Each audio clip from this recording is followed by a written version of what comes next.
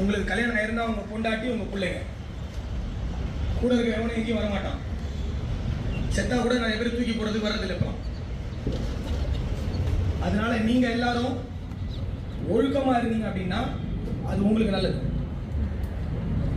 இல்லை அப்படின்னா நீங்க வந்து சீரியஸான விளைவுகள், சட்ட ரீதியான விளைவுகளை சந்திக்க வேண்டிய வரும்.